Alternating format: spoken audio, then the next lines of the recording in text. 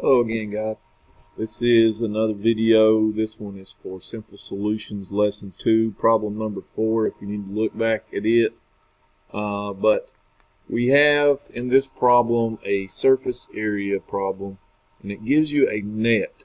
A net is simply a triangular prism or a three-dimensional shape that has been basically opened up and laid flat. So this side would fold up to here, and you come over here, and then this triangle would fold up to here. This side would fold up this way. This side would fold up this way, and you would have a three-dimensional shape. The question is asking for the surface area of this entire thing. So the surface area of every face. And you have two triangle faces, and then you have three rectangular faces. Now, surface area, if you remember, on rectangles, it is simply length times width. Now, for triangles, remember that it is a little bit different. I'm going to put a triangle here, and then I'm going to put try to put a little square if my mouse will cooperate. This would be base times height over 2.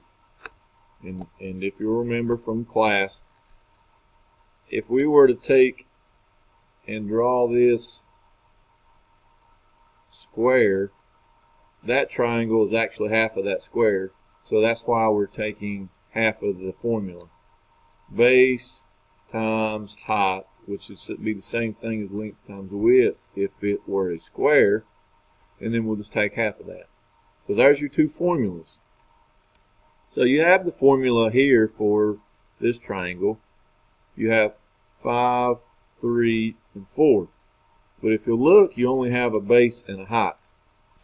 So this would be the base, and this would be the height. And you don't use the long side of the triangle in this formula. That's the hypotenuse. So we don't want to use that number right now. Okay? Not for the area formula. So if you look at this triangle here, you've got 3 times 4, which would be base times height, and that would be 12. And all of that is over 2. And then if you simplify that, you would get 6. 2 into 12 goes 6 times. So then I could say that the area of this one is 6. Now, let's look at something on rectangles here. If I were to put these two lines like this all the way down, you should know that that means something special. Okay, that is not 11s. Don't get that confused. What I'm saying is this side is the same as this side, and it's the same as this side, and it's the same as this side. That's one of the rules about rectangles. Okay, opposite sides are congruent or equal or the same length. So then I can label all of these as 9. Okay? Same thing here. This side is congruent or equal length to this side. So I could put a 3. Okay? I know this side is 4 because that's what this side is. And probably here's the trickiest part of all.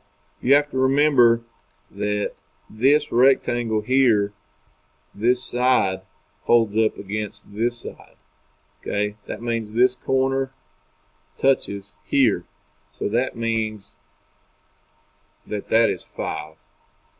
Okay, and so if this one's 5, this one's 5. And if this is 5, then this is 5, because when you fold them up, those corners have to meet. Now we have everything labeled. So if you'll remember, on triangles, we're not going to use the long side, so I'm going to mark it out. And we do base times height. 3 times 4 is 12. and then we divide it by 2, and then that would be 6. Okay, so then this triangle also is 6. Now on these guys, all these three rectangles, we simply use the surface area formula for a square or rectangle, and that is length times width. That's not minus there. 5 times 9. Okay, 9 times 5 is 45. You'll remember that from your multiplication. Okay, and then we have 9 times 4 is 36.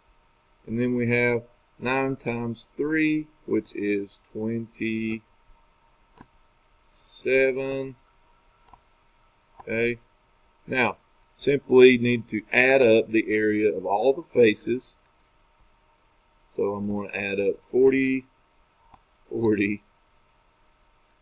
Let's back up here. 45 and 36, 27, and then we'll just go ahead and put 12. Probably wouldn't hurt to go ahead and put your 6's down there just so you can keep up with your steps, but for this example we're going to do that. So 2 and 7 is 9. 9 plus 6 is 15, plus 5 is 20. And then don't forget to put your 2 from your 20, your 2 10s. 2 and 4 is 6, plus 3 is 9, 10, 11, 12. Okay, so I have 120. So don't let that be your answer, because technically that's incorrect, because you don't have your units. I didn't put them here, but in the book this is in millimeters, and as we've talked in class, a lot of times students don't remember what exponent to put here, so you just look at how many things that you multiplied. 1, 2 things that were multiplied. 2-dimensional shape, so you put a square on your units. So your answer should be 120 millimeters squared for the entire surface area of this whole net that is a triangular prism. Okay, and if you were doing a rectangular net, rectangular prism, or a cube, you would do the same thing, except all of your sides would be using this formula for a square or rectangle. I hope this helps. Remember, you can watch it as many times as you need to.